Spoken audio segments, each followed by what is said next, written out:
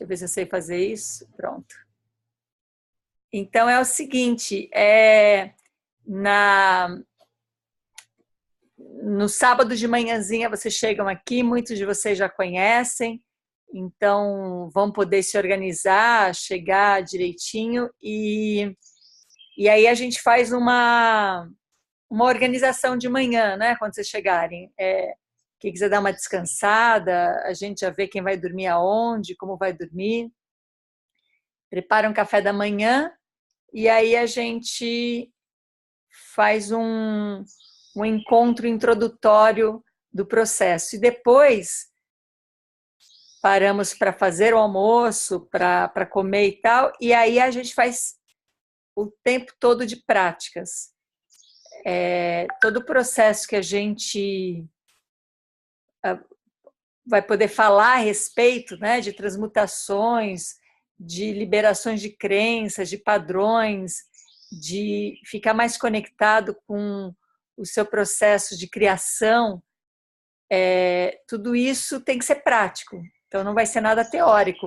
Mas a prática, a maneira mais eficiente em pouco tempo de fazer a prática é a gente estar junto, em roda, e praticar baseado nas nossas experiências. Então, quando eu falo prático, a gente não vai estar exatamente com a enxada na mão, se bem que a minha mãe fala para cada um aqui que se pegasse na enxada ia resolver muito mais, mas a gente não vai estar com a enxada na mão, são práticas a partir da mudança do deslocamento emocional da gente. Então, desde a primeira vez que o André convidou as pessoas para virem, e a gente foi se encontrando, como é que é isso? Como é que é fazer um processo num lugar com pessoas que optaram por não ter os filhos na escola?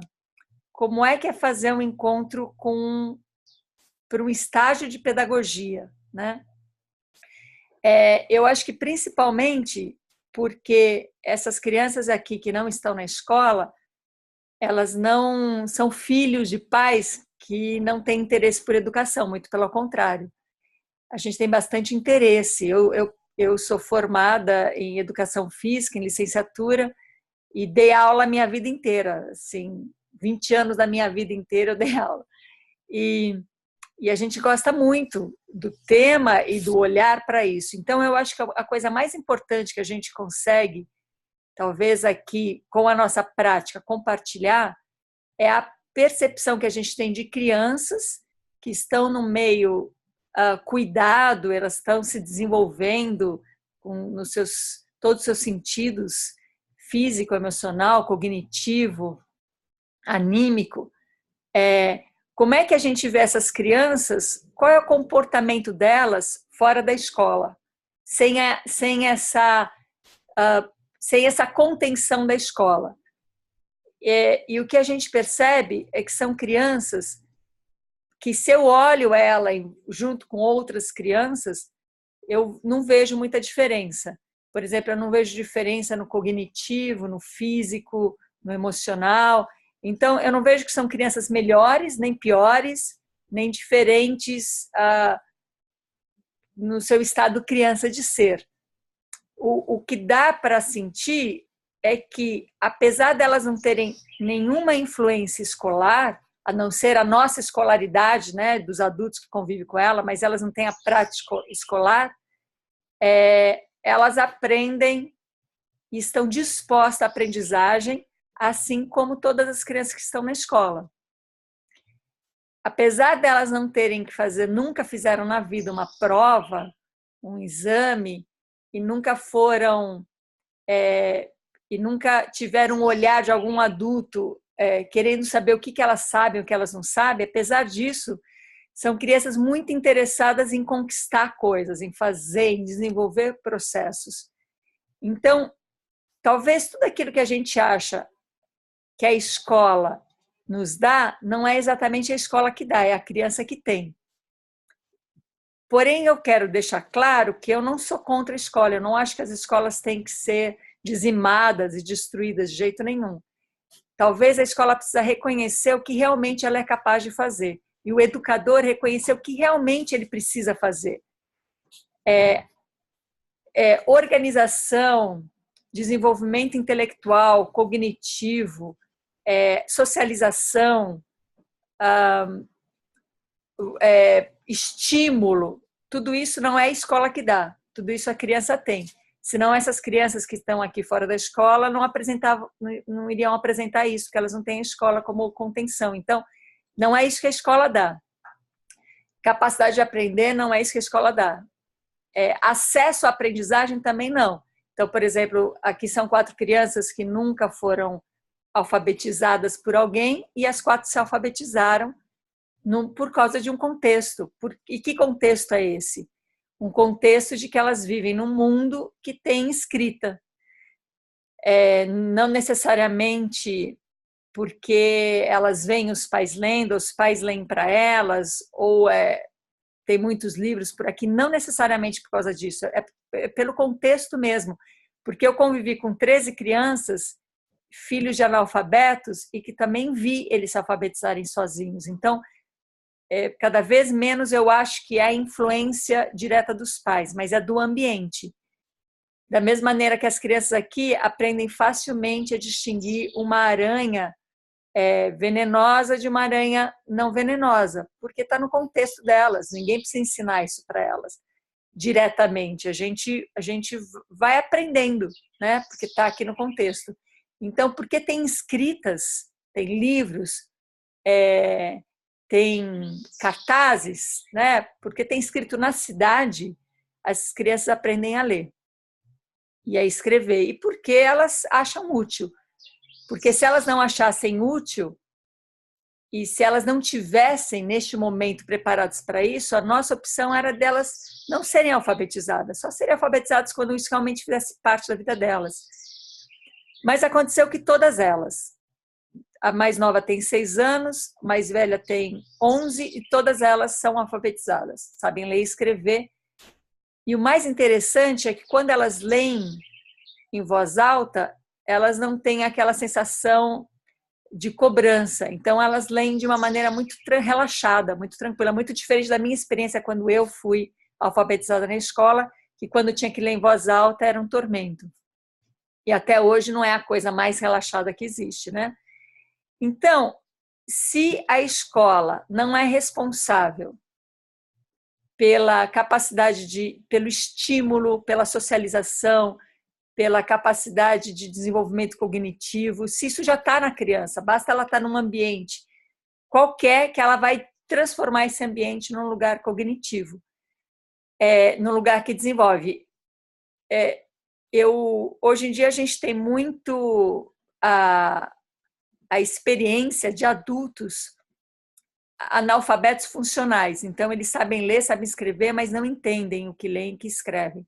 E às vezes até eu já vi adultos muito bem estruturados e com muito conhecimento, formados em faculdades, inclusive até muitas vezes com doutorado, que tem uma dificuldade de entender o que lê.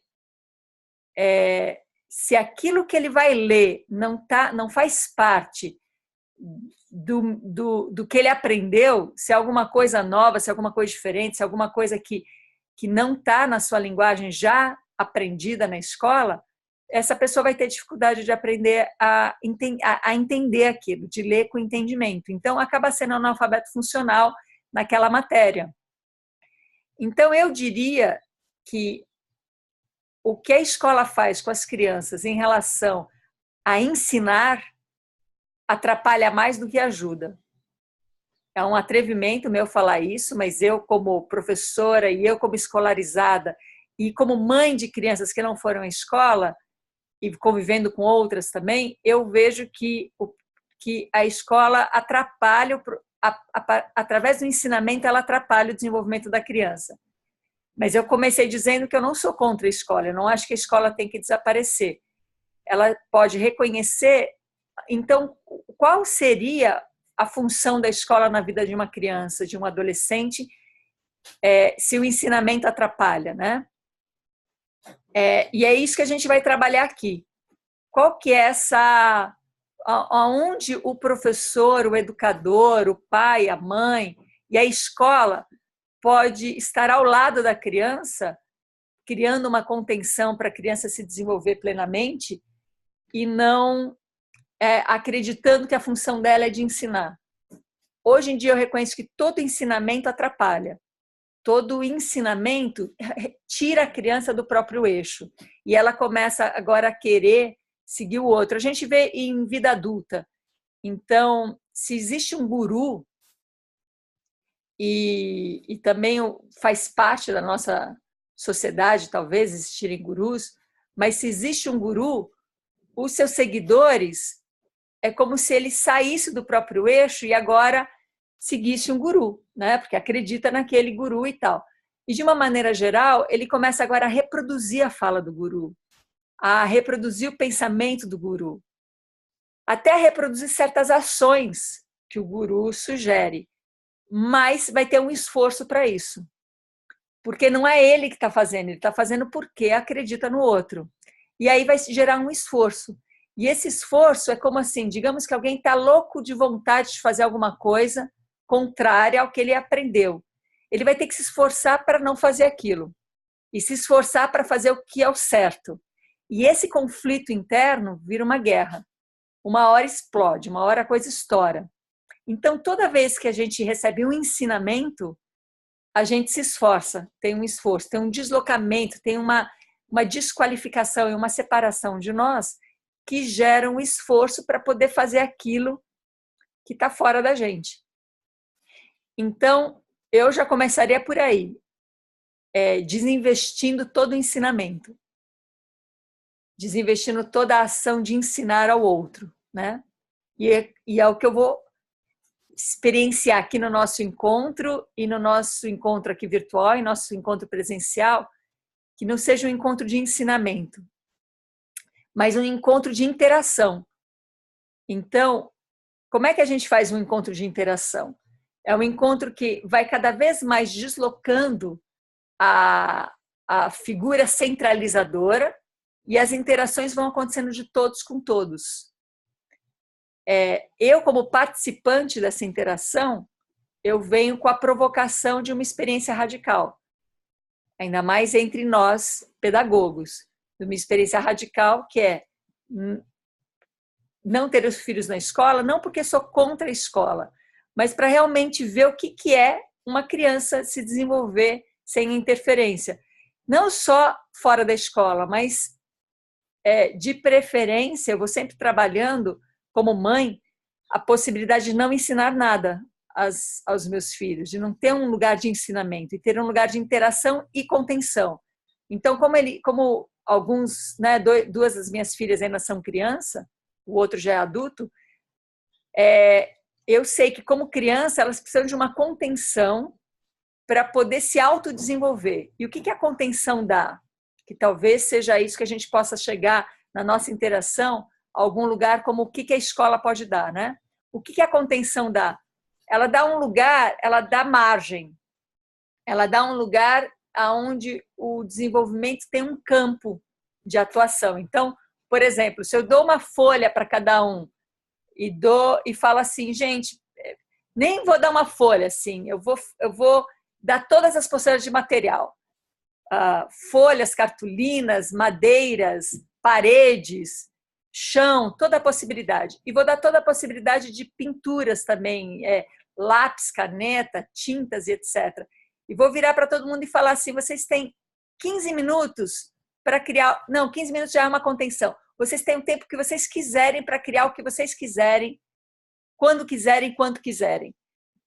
Esse excesso de liberdade gera tantas possibilidades que se a gente não estiver exatamente conectado, a gente vai ficar perdido nos materiais e nas possibilidades. A contenção, ela te dá um lugar de reconexão para você poder selecionar material, para você poder se conectar com o que você quer se expressar e aí reduzir ao máximo para que sua expressão aconteça. Reduzir ao máximo por quê? Porque a sua expressão vai ser alguma coisa singular que não vai ser todas as outras possibilidades, vai ser só aquela, né? Então, deixando mais claro isso, mais prático. Contenção é falar não. Contenção é poder virar para uma criança e falar não. E quando você fala não, você vai dando a ela a oportunidade dela voltar para o próprio eixo. Então, tá, se isso é não, o que é a outra coisa, né?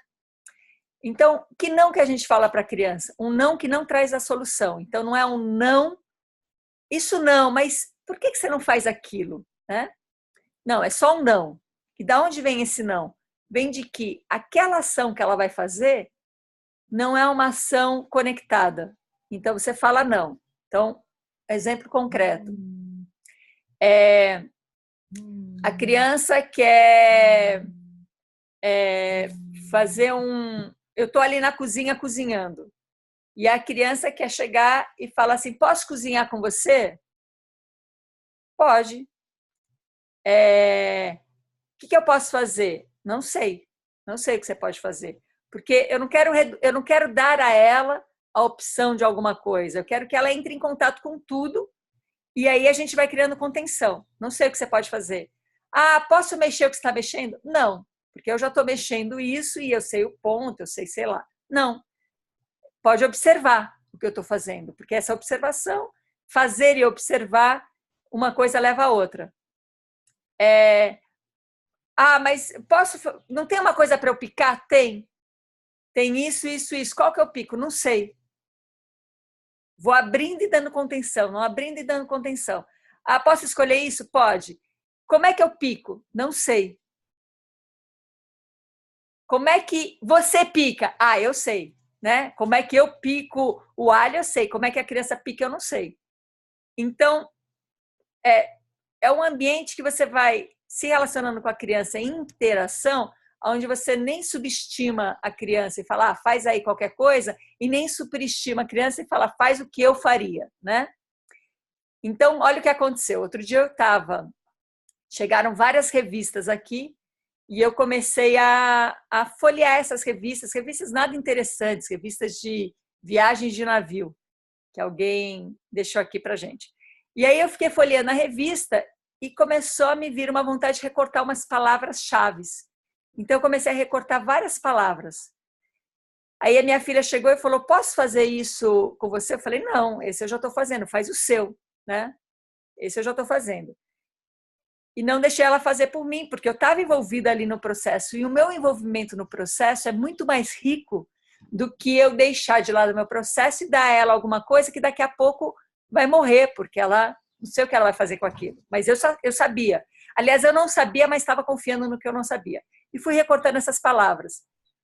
E aí juntei várias palavras e eu não tive vontade de recortar nenhuma fotografia, só palavras. E deixei ali essas palavras. E logo eu encontrei uma caixa minha que estava aí meio perdida, cheia de papéis coloridos firmes. Então eu peguei esses papéis coloridos e comecei a colar essas palavras nesses papéis coloridos. E aí eu fui me dando conta que o que eu estava fazendo era um livro de palavras recortadas. E aí eu comecei, então, agora a ter mais clareza. Eu estou fazendo um livro com essas palavras recortadas e fui armando. Aí eu me dei conta, no meio do caminho, que eu estava fazendo aquele livro para uma das minhas filhas. Então, eu também agora comecei a orientar mais o meu projeto livro, porque eu me dei conta disso e comecei agora a organizar um livro para ela. A outra, que não era para ela, que eu estava fazendo o livro, que estava perto de mim o tempo todo, e eu não dei chance dela fazer o meu projeto, que era meu, mas eu dei acesso a ela o tempo todo, ela podia o tempo todo ver o que eu estava fazendo, se afastou e foi fazer alguma história dela. Daqui a pouco o meu livro está pronto, e daqui a pouco ela volta com o livro dela, completamente diferente do meu, um livro miniatura, um livro bem pequenininho, um livro cheio de historinhas e desenhos e colagem. Então eu vi que se eu tivesse ensinado para ela o meu projeto, eu tiraria ela do eixo dela, do olhar dela, da perspectiva dela, para fazer o meu projeto. Que interesse uma criança teria de fazer o projeto do outro? O interesse de ser reconhecida. Agora eu teria que avaliar, eu teria que dizer, Ah, foi muito bom, olha, você pode melhorar aqui, você pode fazer dessa maneira, ou então nota 10, está fantástico. E o que ela sentiria, o que ficaria disso? Ficaria a determinação de fora, ela foi aceita, ela foi legitimada pela mãe ou pela educadora, e é isso que fica importante. Quando eu falo para ela, não, esse é o meu, nem falei esse é o meu projeto, não, isso eu estou fazendo, faz o seu. Eu dou a ela a oportunidade e acesso, ela está vendo eu fazer, então quer dizer, ela tá aprendendo o que ela precisa aprender, mas eu dou a ela a oportunidade de fazer o que ela faz, a história dela, o processo dela. E ela me volta com alguma coisa muito singular, muito diferente da minha. E quando ela me volta com um livrinho pequenininho, ela não está nem um pouco interessada se eu estou achando bonito ou feio, porque aquilo não tem escolha, surgiu de um processo dela. Então, ela não está interessada em ser avaliada por aquilo. Ela compartilhou comigo da mesma maneira que eu compartilhei o meu com ela. E a criança, então, quando ela desenvolve algo a partir do eixo dela, ela não precisa de nota. E ela não precisa de estímulo. E ela não precisa ser reconhecida. E ela mesma vai sentir falta de alguma outra coisa que talvez pudesse ser diferente. E ela talvez peça ajuda para um adulto. Eu queria que isso tivesse um acabamento melhor. Você me ajuda a fazer um outro acabamento? Como é que eu posso fazer para essas folhas todas ficarem juntas, diferente disso que eu fiz? E aí a gente vai entrando em interação. Interação é nesse lugar, onde um adulto pode dar contenção, mas também pode criar junto. Mas criar junto a partir do eixo de cada um. Então, basicamente, a contenção é falar não. E não é um não negando o acesso à criança, é um não fazendo a criança voltar para o próprio eixo e desse eixo confiar que ela vai fazer alguma coisa. Então, quando uma criança ela não recebe nenhum estímulo, isso é impossível porque a vida é um estímulo, mas quando ela não recebe diretamente nenhum estímulo, ela não está sendo convidada para sair dela. Se ela sair dela, se ela sair da experiência dela, do olhar dela, da perspectiva dela, ela vai precisar compensar aquilo de alguma maneira. E ela vai precisar compensar aquilo sendo avaliada, sendo reconhecida. Alguns de nós têm crenças que são as crenças? Tem marcas, tem histórias de vida que fez a gente aprender a partir do negativo. Então, existem crianças que elas vão se comportar num ambiente de contenção buscando sempre o negativo. Isso quer dizer o quê? Desobedecendo, querendo levar bronca, querendo ouvir o nome dela, porque foi assim que ela aprendeu, foi a partir da desobediência que ela está crescendo. Isso é uma crença, isso não é um defeito da criança, isso não é uma falta de respeito dela, isso é uma crença. Então, nesse encontro presencial da gente, a gente vai criar também práticas de como a gente lida com as crenças, com as nossas, para poder lidar com a das crianças, e se surpreender que quando a gente lida com as crenças das crianças é muito mais rápido, as crianças vão se resolver muito mais rápido do que a gente, quando a gente lida com as nossas crenças, né? Então, uma criança desobediente não é uma criança difícil, nem uma criança com falha. É uma criança que tem uma crença de que se ela estiver desobedecendo, ela está crescendo, porque é assim que ela, de alguma maneira, aprendeu. E o educador e a escola pode ser o lugar para isso, pode ser um lugar de realinhamento e de liberação de crenças que impedem essa criança crescer de uma maneira mais saudável, mais potente. Onde ela não precisa ficar gastando, porque uma criança que desobedece, ela gasta tanta energia quanto uma criança que obedece. Então, a escola pode ser um contexto de uma contenção onde a gente libera a crença da obediência e da desobediência, onde a criança não precisa nem obedecer, nem desobedecer, onde a criança pode criar.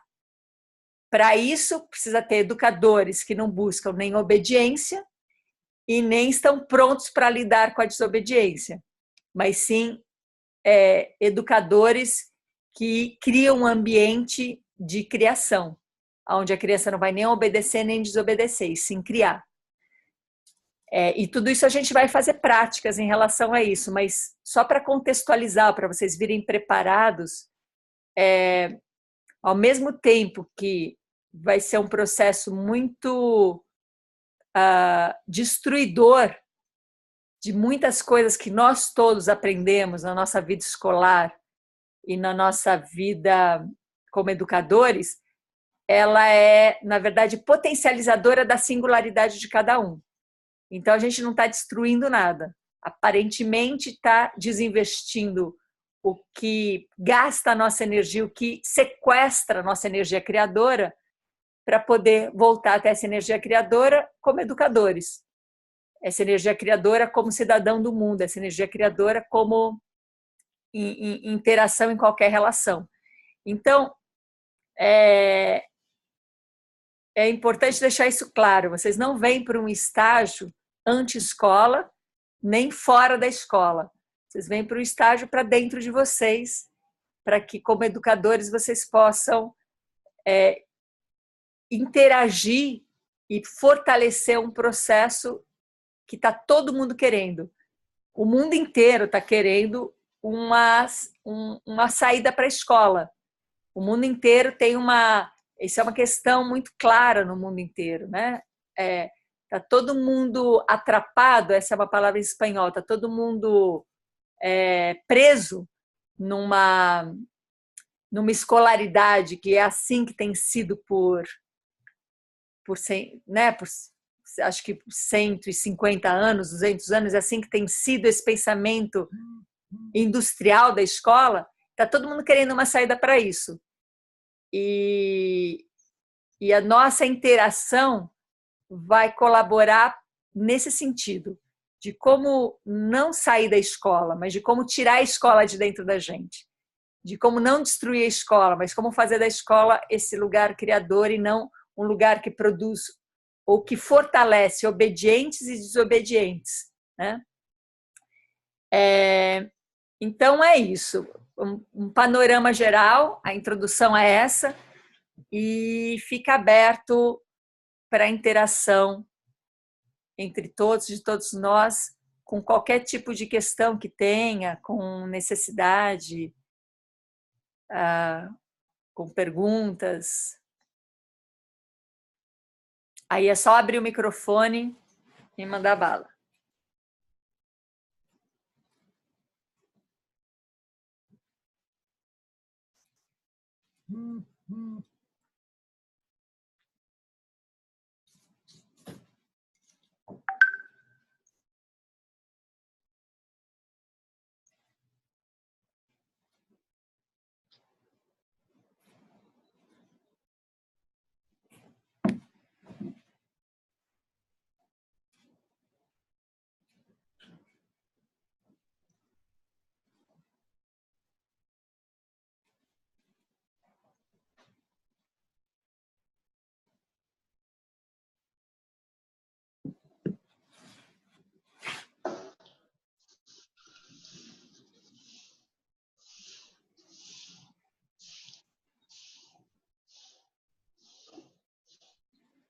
Então, vou falar mais um pouquinho, tá? Já que vocês me deixam esse espaço de participar. Aqui.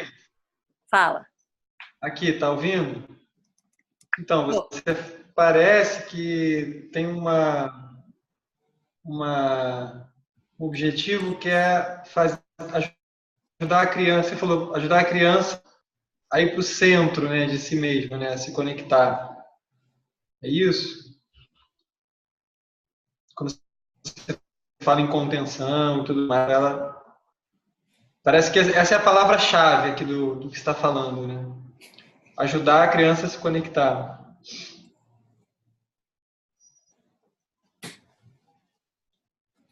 É assim. Parece que tem um pressuposto de que o adulto tem que estar conectado também, né? Claro. Se o entender adulto... o que é isso, né?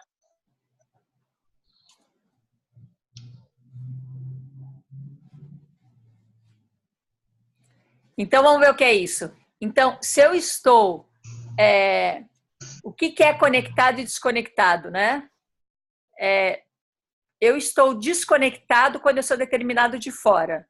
Isso quer dizer o quê? Eu dependo do fora me dizendo se eu estou certo, se eu estou errado, se isso deveria ser feito ou não, o custo-benefício das coisas, se isso vai dar lucro ou não, se isso tem demanda.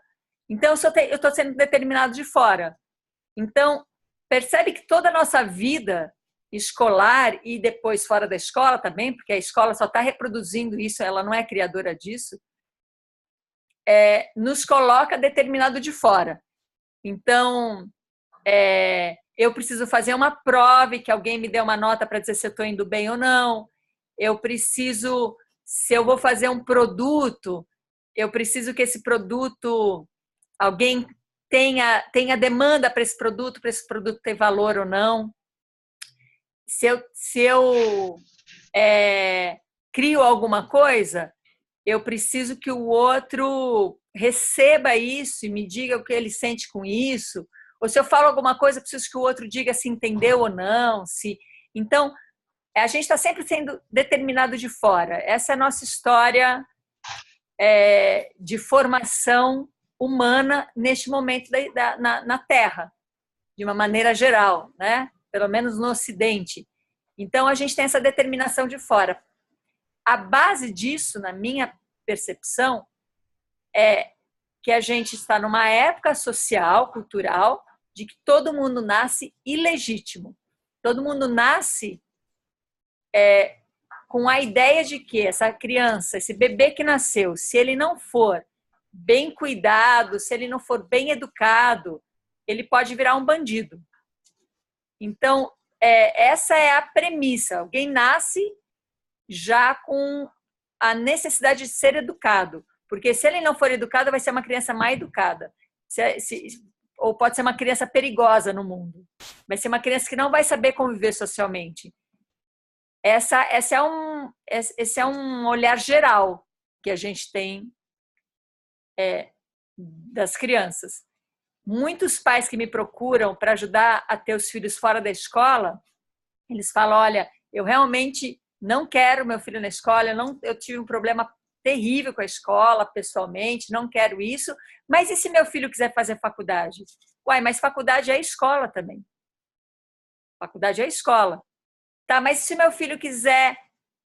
então já põe na escola, né? Se quer que ele vá fazer faculdade, já põe na escola, porque faculdade é escola, e essa é a regra do jogo. Ah, tá, mas se meu filho quiser ser médico, o que tem se ele quiser ser médico? Ele cria todas as condições para ser médico. O que é criar condições de ser médico? É não ser determinado de fora. Se eu nasci para ser médica, eu tenho um olhar da medicina dentro de mim. Eu tenho toda a experiência da humanidade, toda a experiência dentro de mim. Hoje em dia, a gente pega e fala assim, as crianças não precisariam de escola porque está tudo acessível no computador, está tudo acessível na internet. Qualquer coisa, ela busca um Google, ela vai saber qualquer coisa. É muito mais do que isso. Está tudo acessível dentro da gente. Na minha experiência, qualquer coisa que alguém no mundo realizou, pensou, experimentou, constatou, firmou, em qualquer lugar desse mundo, uma única pessoa que fez isso está disponível para todo mundo. Daí basta você ter a vibração que alcança aquilo. Mas isso está disponível para todo mundo e eu vou provar isso para vocês aqui no nosso encontro, que tem coisas, vou provar concretamente que vocês sabem de coisas que vocês não sabem que sabem. Mas se alguém sabe no mundo, você sabe também. E vocês vão sentir isso, o acesso a que o que a gente não sabe, aquilo que a gente fala, isso eu não sei, por trás daquilo tem tudo. Tem tudo que foi falado, visto e experimentado no mundo. Então, não sei a porta para todo o conhecimento que está aí na nuvem, né? Então, quando alguém tem algum tipo de perspectiva, algum tipo de sensibilidade, algum tipo de olhar, por exemplo, da medicina, que tem a ver com saúde, com a preservação do ser humano, que tem tudo isso, essa pessoa, quando ela tem essa vibração, ela está conectada a tudo que já foi feito no mundo, a tudo que se sabe no mundo. Não vai precisar inventar a roda, porque já está ali pronto para ela. O que ela vai trazer agora é um olhar específico, um olhar mais singular em relação àquilo. E aí vão aparecer livros, cursos, pessoas, experiências que vai fazer aquela pessoa dominar através das interações, ela vai dominar a sua arte, inclusive de medicina. Hoje em dia eu digo isso na maior atrevimento e na maior segurança interna de que a medicina teve toda a sua história e essa história está acessível a todos nós internamente, e a medicina venceu. Essa medicina que a gente conhece, ela venceu, ela se desviou, ela se isolou, ela se desconectou e ela venceu. O que quer dizer? Hoje em dia a medicina olha a doença, ela não está olhando para a saúde. Hoje em dia a medicina olha a desconexão, ela olha o efeito, ela não vê a causa. E porque ela venceu, muitas outras medicinas estão tendo espaço no mundo. Medicinas muito mais antigas do que a que a gente conhece, como a acupuntura e outras novas que estão acontecendo aí no mundo. Justo é uma medicina que nos gera uma relação com a causa da doença, com o olhar de que não existe doença e com o equilíbrio do ser humano e com a saúde. Então, nem medicina, nem engenharia, Imagina, se alguém vai fazer engenharia, hoje em dia vai aprender o quê? A fazer a mesma coisa que se faz, que se tem feito e que a gente está lutando contra, que são tipos de construções que estão desmatando, ou que estão poluindo, ou que estão sufocando, tipos de carro que estão também com os dias contados, daqui a pouco a gente não vai mais ter esses carros que tem hoje. Então, quer dizer, a escolaridade de uma maneira geral, hoje eu diria, na minha experiência e essa minha perspectiva, ela está completamente falida e estagnada e vencida. Porém, as pessoas não, os seres humanos não. Então, me importa e me interessa cada professor, me importa e me interessa cada médico, cada engenheiro, cada pessoa que é engenheiro. Não me interessa mais a medicina, a engenharia, a pedagogia, mas o ser humano interessa muito. E esse ser humano, ele tem a oportunidade de entrar agora no processo de criação, de parar. A gente ganhou essa maturidade. A gente nasceu numa época que a maturidade está disponível. Então, a gente não precisa mais ser filho do passado, a gente já pode ser adultos do presente, né? Então, todo esse conhecimento, todo esse processo que as pessoas já viveram como formadores, se tudo isso ficar atrás e o que ficar na frente é o ser humano, a gente começa a entrar num processo criador, tendo acesso a tudo que a gente precisa, a conhecimento, a ferramentas, a tudo que a cálculos, sei lá, a tudo que a gente precisa. Mas o que tem que estar na frente agora é o ser humano. E não mais o título, e não mais a formação, e não mais a técnica, e não mais o conteúdo. Tem que estar na frente o criador, o ser humano. Eu sinto um momento incrível da humanidade. É o momento que a gente, como humanidade inteira, caminhou e chegou num lugar da criação. É incrível isso acontecer. E está acessível, não é uma coisa... Talvez não, isso aí não estava acessível na Idade Média. E não estava acessível na era da indústria. Está acessível agora. Olha que sorte, que somos todos adultos vivos nesse momento da criação, né? E eu recebo vocês aqui com o coração muito alegre e muito aberto, porque vocês estão na pedagogia, vocês estão dentro de uma universidade, e eu aqui metendo pau na universidade, mas vocês são seres humanos. E vocês são pessoas que estão muito dispostas a lidar com crianças, e se não, ou com adolescentes, ou os dois, ou adultos, mas vocês estão muito dispostos a lidar com a humanidade, com seres humanos. Porque só isso que impulsiona alguém fazer pedagogia, né? E eu não vou pedir para vocês saírem da universidade. Aliás, eu vou dizer que não é esse o caminho. Não saiam da universidade. Transmutem vocês. Se transmutem dentro da universidade. Não mudem a universidade também. Não façam reuniões. Não mexam na estrutura. Não tenta convencer ninguém de nada, porque vai só gastar energia à toa. Mas se transmutem dentro da universidade. Cada um que se transmutar dentro do que está fazendo vai gerar um processo muito mais sutil, porém muito mais potente, e uma aceleração para esse processo, né? Que processo é esse? Se você se tornar um ser humano criador dentro da universidade, você vai começar a saber que tipo de escola está sendo necessário, que tipo de educador está sendo necessário. Você vai saber isso, não vai precisar ninguém te falar isso. Se você se transmutar dentro da universidade ou dentro da escola, se você já dá aula, você vai saber que tipo de educador precisa ser criado por você mesmo. Se é criação, não sou eu que vou dizer o que vocês têm que criar, né? Eu posso interagir com os meus processos criadores. E eu, como pedagoga, eu criei uma maneira de interagir. Então, é por isso que eu faço encontros. Mas outra pessoa que não é pedagoga, que não tem esse interesse nessa interação, vai interagir através de outras coisas. Vai ter gente que vai interagir construindo e criando coisas, vai ter gente que vai interagir cozinhando, interagir limpando, interagir com seus produtos. Então, eu adoro receber vocês, para mim é muito estimulante.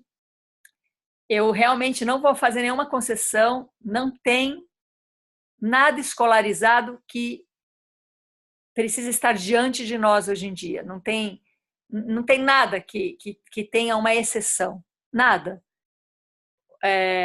Que eu iria abrir uma concessão e dizer assim, olha só, que escola mais legal. Se essa escola é escolarizada, é pior que ela seja mais legal. Porque se ela é mais legal, ela vai perpetuar a escolaridade. O que é escolaridade? Alguém ensinando e alguém aprendendo o que o outro está ensinando. Isso é escolaridade. Tem ensinamento. E o que a pessoa vai ensinar? Ela vai ensinar desde matérias, né, desde conteúdos, até vai ensinar a sua própria experiência. Isso é ensinamento. E o ensinamento, ele traz a escolaridade. E a escolaridade tira todo mundo do eixo.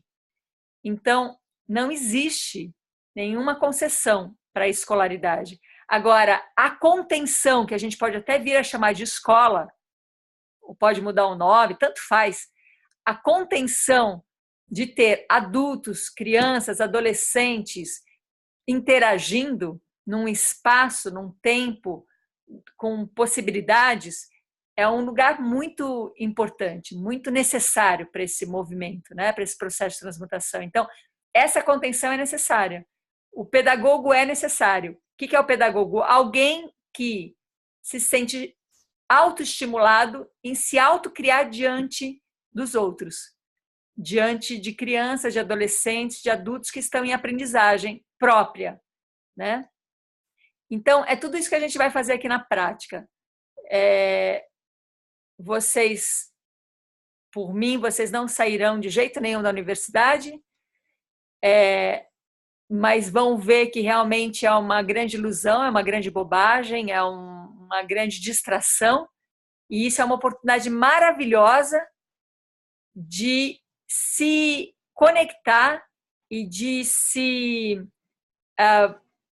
potencializar como ser humano dentro de um lugar que cheio de distrações. Seria muito falso pegar todos vocês, tirar da escola e irmos ficar só meditando no alto do Himalaia. Seria maravilhoso, mas não é essa a vida de cada um aqui, né? Então, o processo de transmutação vai ser dentro da universidade. E a transmutação vai ser de cada um, não da universidade. A universidade não existe. O que existe é cada um. Se um muda, a universidade muda. Pelo menos para você ela vai mudar. Então, não vai ser um processo de reformulação de como deveria ser uma escola, não. Mas de como a gente pode se transmutar para perder essa escolaridade. O que quer dizer a escolaridade? Vontade de ensinar e vontade de ser ensinado. Perder isso. Vontade de avaliar e vontade de ser avaliado. Vontade de comparar e de ser comparado. De ser legitimado, vontade de obedecer ou de desobedecer. Todas essas vontades não são vontades da essência humana. São crenças aprendidas e desenvolvidas, e essas crenças nos levam a de uma certa maneira, se desconectar e se desvincular de uma essência, né?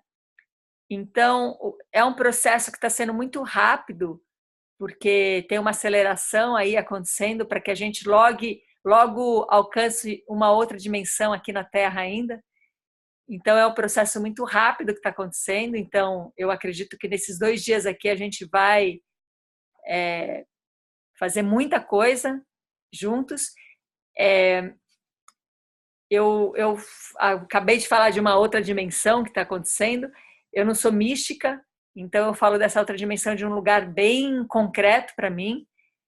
Uma outra dimensão eu vou até dizer que outra dimensão é essa, é uma dimensão sem conflitos. A gente está caminhando para viver uma dimensão sem conflitos. E isso, e eu vou interagir com vocês para a gente gerar esse novo processo que já está amadurecido dentro de nós. Se ele não estiver já dentro de cada um de nós, ele não estaria acontecendo. Então, é por isso que não está sendo ensinado nada. Nosso processo de interação é fazer com que cada um de nós todos voltem para o próprio eixo e reconheça esse amadurecimento que já está ali, interno em cada um de nós, e de uma maneira singular. Então, ninguém vai sair daqui reproduzindo necessariamente palavras e pensamentos e tal, mas sentindo fortalecido para entrar na era da criação. Então, esse é o convite, que vai ficar aqui gravado para quem não está aqui escutar. E aí a gente tem uns minutinhos, caso alguém queira fazer alguma pergunta.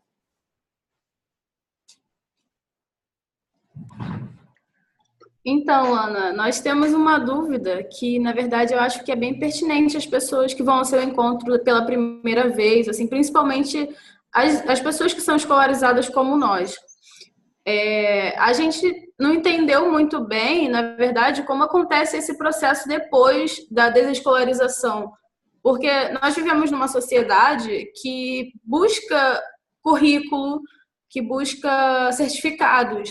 E, assim, a minha dúvida é como acontece isso, justamente esse processo da criança que depois vira um jovem em busca de um emprego e, assim, essa formação anterior. É isso que eu não entendo muito bem quando você fala da desescolarização.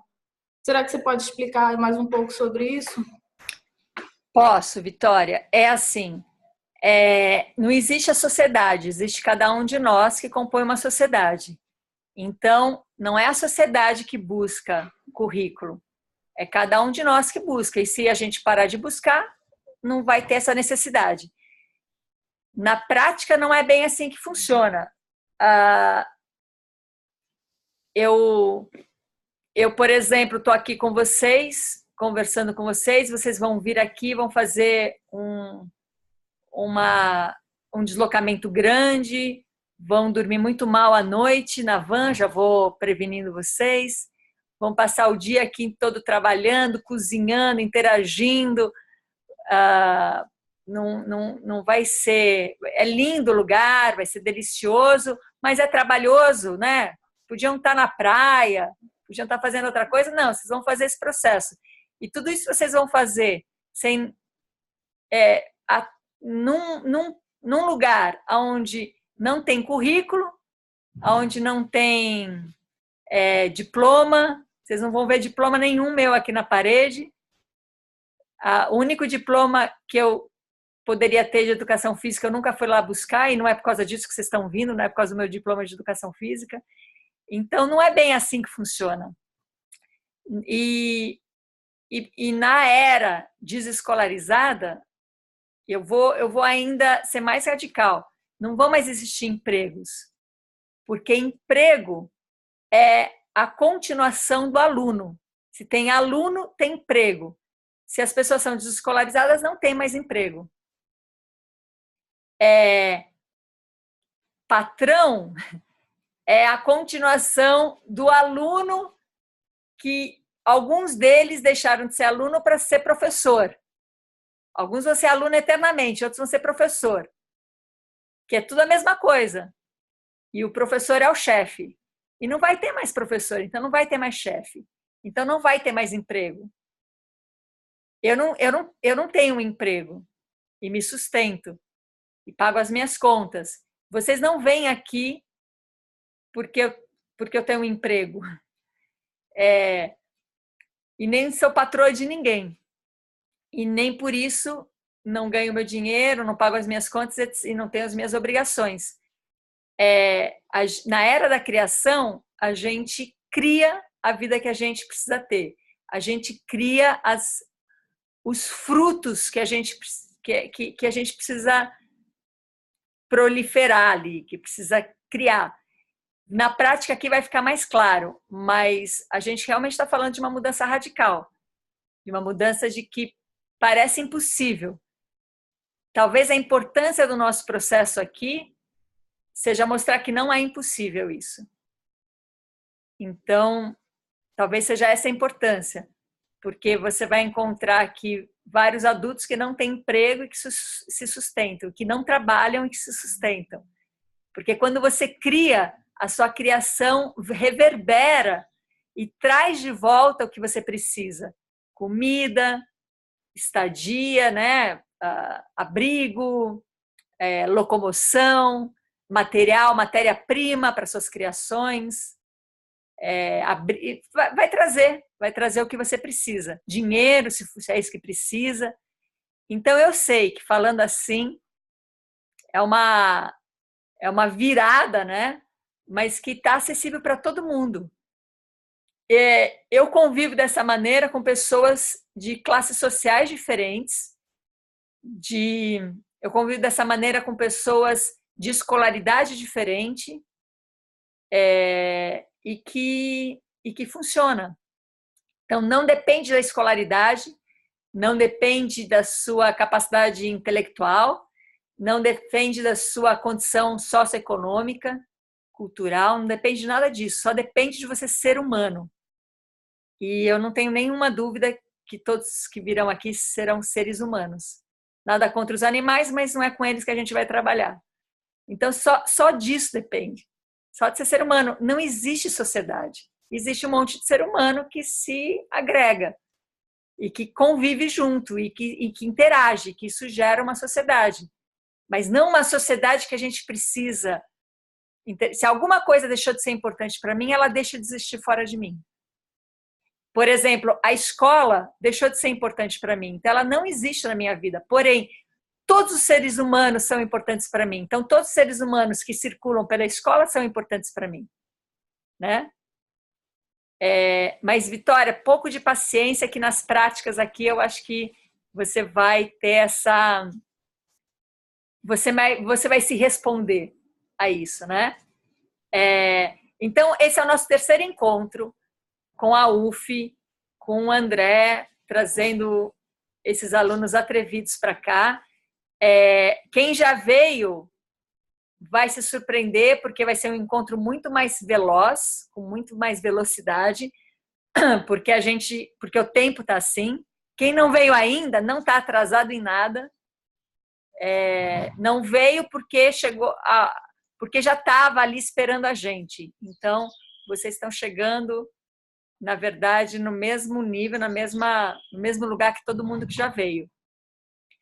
É trabalhoso, é um final de semana bem trabalhoso, onde vocês dormem pouco, aonde vocês trabalham muito, aonde a gente não tem, não é excursão, é bem trabalhoso, mas é delicioso, é delicioso.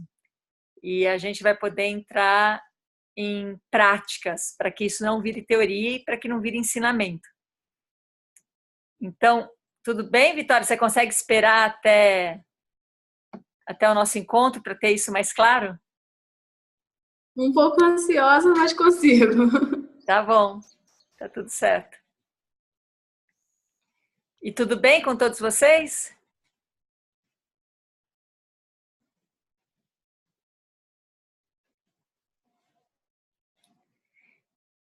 Então Vamos tá. falar, gente. Vocês falam dessa. Tá tudo bem, tá tudo bem.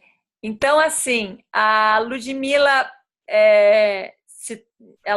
ela interage nesse lugar de organizadora porque ela tem essa vibração e também porque ela já veio aqui algumas vezes.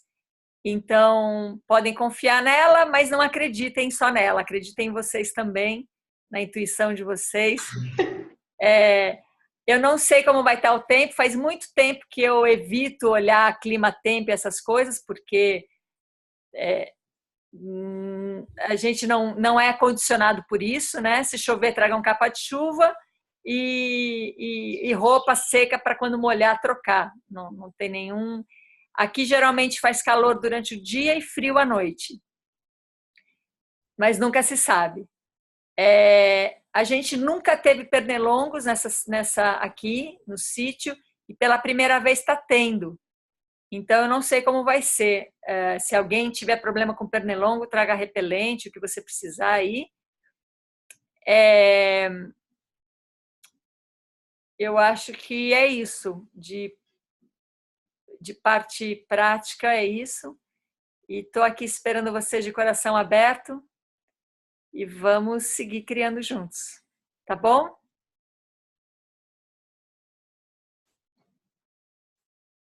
Então eu não sei como fazer isso, mas o Marcelo vai saber. Eu vou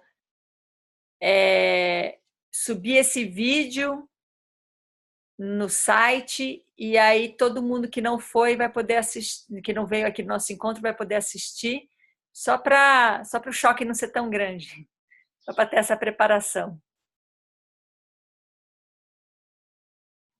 Tudo bem, então?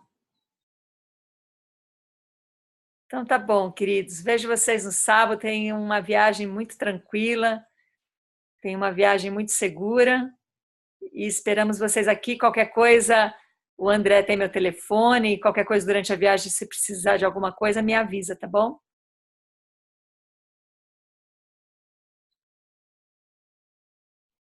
Então, até Tá, sábado. aproveitar só. Pode ser, a gente deve ir de ônibus dessa vez. Pode ser que o motorista não encare a estradinha. Então, se você puder, já me passa contato daquele. Não sei se vocês têm aí, daquele sujeito da van. De repente a gente aciona ele para ele levar a gente. Só para a gente ter o contato dele, para não precisar contar tanto. Tá, Entendeu? eu vou procurar esse contato e te passo. A estrada tá bem melhor, Beleza. então pode ser que ele Ah, arrisque, bom. né? Eu Tá acho que bom. só não deve arriscar entrar no Himalaia, porque aí ele não vai ter Não, que tá. fazer a manobra. Então, ele chega na segunda porteira ali, ele pode deixar o ônibus estacionado lá em cima e vocês Ah, descem a pode pé. ficar estacionado lá? Se precisar, tem Aí, lugar. aí depois ele volta para a cidade, eu acho. Ah, então tá. Acho que ele deve voltar para a cidade. Aí ele Tá pode bom, manobrar ali, dá, né? dá. Tá bom. Então Beleza. tá. Para manobrar é a segunda porteira, tá? Entra na segunda porteira e faz a manobra. Ou vai até a esquina e faz a manobra na rua, né? Tá. Tá bom? Então, eu vou procurar esse endereço, esse telefone da van e passo para vocês.